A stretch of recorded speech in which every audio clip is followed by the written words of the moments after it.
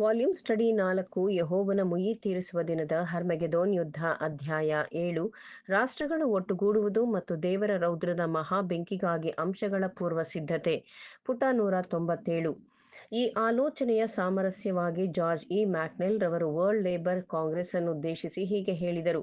ಕಾರ್ಮಿಕ ಚಳುವಳಿಯು ಹಸಿವಿನಿಂದ ಹುಟ್ಟಿಕೊಂಡಿದೆ. ಆಹಾರಕ್ಕಾಗಿ, ವಸತಿಗಾಗಿ, ಬೆಚ್ಚಗಿರಲು, ವಸ್ತ್ರ ಮತ್ತು ಆನಂದ ಇವುಗಳಿಗಾಗಿಯೇ. ಮನುಕುಲವು ಆನಂದ ಪಡುವ ಚಳುವಳಿಯಲ್ಲಿ ಪ್ರತಿ ವ್ಯಕ್ತಿಯು ತನ್ನ ಆದರ್ಶವನ್ನು ಅರಸುತ್ತಾನೆ. ಕೆಲವೊಮ್ಮೆ ವಿರಕ್ತ ಅಥವಾ ಉದಾಸೀನವಾದ ನಿರ್ಲಕ್ಷ್ಯದಿಂದ ಇತರರನ್ನೂ ಕಾಣುತ್ತಾನೆ. ಕೈಗಾರಿಕಾ ವ್ಯವಸ್ಥೆಯು ಪಿಶಾಚನ ಕಬ್ಬಿಣ ಅಂದರೆ ಕಠಿಣವಾದ ಆಡಳಿತದಲ್ಲಿದೆ. ಪ್ರತಿ ಮನುಷ್ಯನು ತನಗಾಗಿ ಮಾತ್ರ ಎಂಬುದರ ಕೈ ಕೆಳಗಿದೆ. ಯಾರು ಇದರ ಆಡಳಿತದ ಸ್ವಾರ್ಥ ಮತ್ತು ದುರಾಸೆಯ ಕೆಳಗೆ ಬಳಲುತ್ತಾರೋ ಅಂತಹವರು ಈ ಸರ್ಕಾರದ ಪೈಶಾಚಿಕ ಆಡಳಿತವನ್ನು ಉರುಳಿಸುವರೋ ಎಂಬುದು ವಿವರಿಸಲಾಗದ ವಿದ್ಯಮಾನವಾಗಿದೆ. ದಿನಪತ್ರಿಕೆಗಳು ಸೊಗಸಾದ ಸೌಂದರ್ಯಭರಿತ ವಿವಾಹಗಳ ಬಗ್ಗೆ ಸೊಂಪಾಗಿ ವಿವರಣೆ ಕೊಡುತ್ತವೆ. ನೃತ್ಯ ಮತ್ತು ಔತಣಕೂಟ, ಅದರಲ್ಲಿ ಸಮಾಜದ ಮೇಲ್ವರ್ಗ ಎಂದೆನಿಸಿಕೊಳ್ಳುವವರು ಬೆಲೆಬಾಳುವ ವಸ್ತ್ರಗಳನ್ನು ಧರಿಸಿಕೊಂಡು ಮತ್ತು ಅಪರೂಪದ ಆಭರಣಗಳಲ್ಲಿ ಕಾಣಿಸಿಕೊಳ್ಳುವರು. ಇತ್ತೀಚೆಗೆ ಪ್ಯಾರಿಸ್ನ ಒಂದು ನೃತ್ಯಕೂಟದಲ್ಲಿ ಒಬ್ಬ ಮಹಿಳೆ $1,600,000 ಮೌಲ್ಯದ ವಜ್ರಗಳನ್ನು ಧರಿಸಿದ್ದಳು ಎಂದು ವರದಿಯಾಗಿದೆ. ದ ನ್ಯೂಯಾರ್ಕ್ ವರ್ಲ್ಡ್ ಪತ್ರಿಕೆ ಆಗಸ್ಟ್ 1896ರಲ್ಲಿ ಒಬ್ಬ ಅಮೆರಿಕಾದ ಮಹಿಳೆಯು ಸುಮಾರು $1,000,000 ಮೌಲ್ಯದ ವಜ್ರಗಳಿಂದಲೂ ಮತ್ತು ಇತರ ಆಭರಣಗಳಿಂದಲೂ ಅಲಂಕೃತಳಾಗಿರುವ ಚಿತ್ರವನ್ನು ಹಾಕಿತು ಮತ್ತು ಆಕೆಯು ಬಹಳ ಉತ್ತಮ ವರ್ಗದ ಸಾಮಾಜಿಕ ಮಟ್ಟಕ್ಕೆ ಸೇರಿದವಳಾಗಿರಲಿಲ್ಲ ಸಹ.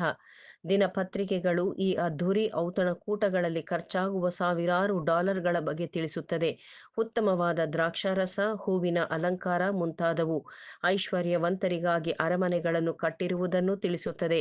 ಅನೇಕವುಗಳ ಬೆಲೆ $50,000 ಮತ್ತು ಕೆಲವು $1,50,000.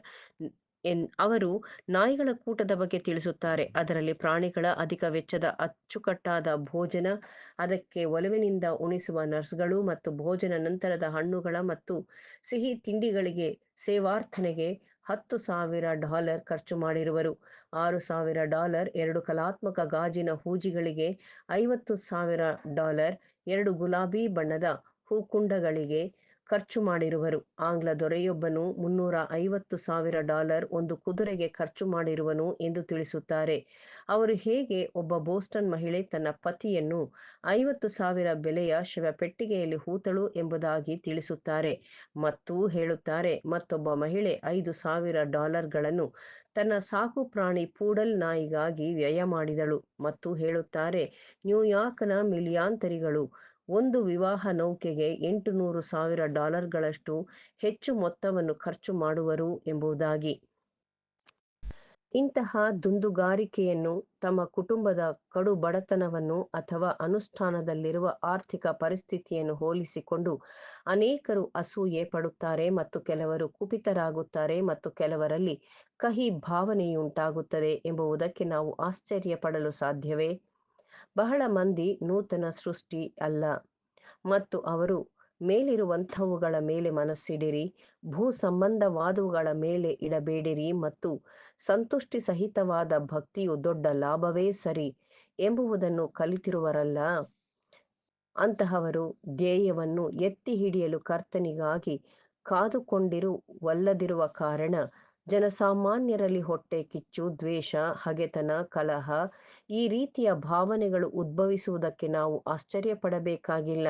ಈ ಭಾವನೆಗಳು ಹಣ್ಣಾಗಿ ದಂಗೆಯನ್ನೆಬ್ಬಿಸುತ್ತವೆ. ಅಂತಿಮವಾಗಿ ಬರಲಿರುವ ಸಂಕಟದ ಸಮಯದಲ್ಲಿ ಎಲ್ಲಾ ರೀತಿಯ ಶಾರೀರಿಕ ಅಭಿಲಾಷೆಗಳು ಮತ್ತು ದುಷ್ಕೃತ್ಯವು ಕಾರ್ಯ ಸಾಧಿಸುತ್ತದೆ.